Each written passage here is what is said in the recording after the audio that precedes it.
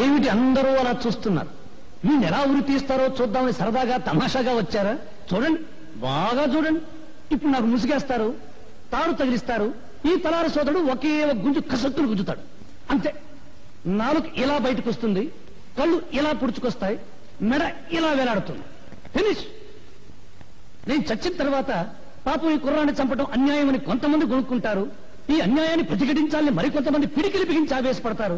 న్యాయమో అన్యాయమో అంతా పైవా డిక్టేషను, మనకెందుకు లేని వేదాంతం పలుకుతూ కొంపలు కడతారు. పెళ్ళాలు కూటికి పిలుస్తారు, తింటారు, నిద్రపోతారు, తెల్లారిపోతుంది. అంతేగాని వీడిని ఎందుకు ఉరి తీస్తున్నారు, వీడు ఎవరి కోసం పోరాటం చేశాడు అని మీ మనసులో పుట్టదు. అసలు మీకు మనసులుంటే కదా పుట్టడానికి. అప్పుడు మీ మనసు తెల్లవాడికి బానిస, ఇప్పుడు నల్లవాడికి బానిస.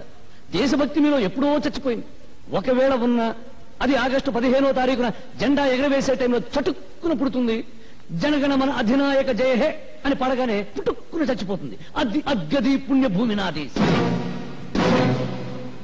హోంవర్క్ చేయలేదని పెళ్ళాన్ని, కూర సరిగ్గా ఉండలేదని పెళ్ళాన్ని తిడతారు. కానీ మాకేం చేశావని ఎప్పుడైనా ఏ మంత్రినైనా నడి రోడ్డు మీద కాళ్ళను పట్టుకుని నిలదీసి అడిగారా? ఓహో, దమ్ము లేదు.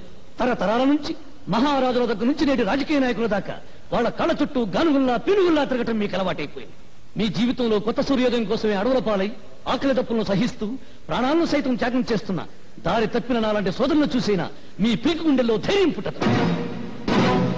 అడుగడుగున ఆకలి, అవినీతి, దరిద్రం, దౌర్జన్యం, నిరుద్యోగం విలయతాండం చేస్తున్నా 47 సంవత్సరాల స్వరాజ్యంలో మనకు ఎందుకు ఈ గతి పట్టింది? ఎందుకు మనం పందుల్లా, కుక్కల్లా, నక్కల్లా, పశువుల్లా హీరాతీరంగా బ్రతుకుతున్నాం అని మీ వెర్రి ముర్రి బుర్రంలో ఆలోచన పుట్టదు. అంతా విధి, కర్మ, నుదుటి రాత అని మీ అసమర్థతను మీరే కప్పించుకుంటారు. నూతిలోని కప్పల్లా, ముద్దురాతి చిప్పల్లా గిరిగీసుకుని బ్రతుకుతున్నారు. చందమామ రావే, జాబిల్లి రావే అని రాని చందమామ చూపించి చిన్నప్పుడు మీ అమ్మ మిమ్మల్ని మోసం చేసింది. ప్రణాళికలు రావే, ప్రాజెక్టులు రావే, తెల్ల పంచదార కార్డుకు బంగారం రావే అని నాయకులు మిమ్మల్ని మోసం చేస్తూ పాడే పాటలు వింటారు, ముద్ద రేస్తారు. 5 సంవత్సరాలు బొటరు వేలు నోట్లో పెట్టుకుని చిక్కుంటారు. ఆ తర్వాత వాళ్ళు చేసే మోసాలు, దోపిడీలు మీరు కనిపెట్టుకున్నా ఉండడం కోసం మీకు చిన్న పని పెడతారు. ఏమిటా పని? నేను హిందువుని, నేను ముసల్మాన్, నేను క్రిస్టియన్, నేను బ్రాహ్మణుని, నేను రెడ్డిని, నేను చౌదరిని, నేను కాపుని, నేను హరిజనుని, నేను ఉత్తర హిందుస్థాన్, నేను దక్షిణ హిందుస్థాన్ అని మీలో మీరు రెచ్చగొట్టుకునేలా చేస్తారు. ఎక్కడ నీ పుణ్యభూమి, ఎక్కడ నీ దేశం? 1వ క్లాసు పిల్లాడు చదువుతాడు. నన్నయ బ్రాహ్మణ కులమన పుట్టెను, గాంధీజీ గుజరాతీ కోమటి, అంబేద్కర్ హరిజనుడు. ఎవడడిగాడండి వీళ్ళ కులం దేశానికి నూరి పుయ్యమని? ఇవన్నీ వాగితే నేను పిచ్చోడు. పొరపాటున మీలో ఎప్పుడైనా దేశభక్తి అనే ఆవేశం పుడితే దాని మీద నీళ్లు చల్లడం చాలా తేలిక. ఇప్పుడు చార్మినార్ ఉన్న చోట శ్రీకృష్ణుడు ఆవులను మేపాడంటే చాలు, ఫినిష్. ధరలు పెరుగుతున్న సంగతి గుర్తురాదు, దరిద్రం పెరుగుతున్న సంగతి గుర్తురాదు, మీదెక్కి నాయకులు తొక్కుతున్న సంగతి గుర్తురాదు. శ్రీకృష్ణుడు, ఆవులు, చార్మినార్ ఫలోమని పరిగెత్తుకుంటూ వెళ్తారు, ఒకరికొకరు నలుకుని చేస్తారు. జయ హే పుణ్యభూమి నా దేశం.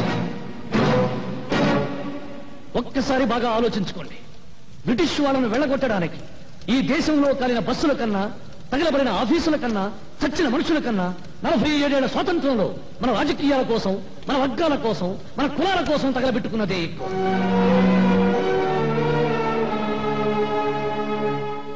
ఏమిటి అందరూ మౌనంగా నిలబడ్డారు? మీ మౌనమే మీ బ్రతుకులకు సమాధి, మీ మౌనమే మీ బిడ్డల జీవితాలకు సమాధి, మీ మౌనమే జాతి చైతన్యానికి సజీవ సమాధి. ఎవరికి లేని తులా జల వేడికెందుకు నవ్వుకుంటున్నారా? అయితే నవ్వండి, బాగా నవ్వండి, నవ్వండి. చీవల్లా దోమల్లా బతుకుతూ నలిగి నలిగి నలిగి చావండి. నాకు ఈ జీవితం వద్దు. బ్రదర్ లాగించు, నీకు భోజనం టైం అయింది, నాకు చచ్చే టైం అయింది. పాపం వీళ్ళందరూ టీవీలో తెలుగు సినిమా చూసే టైం అయింది. లాగించు బ్రదర్, లాగించు.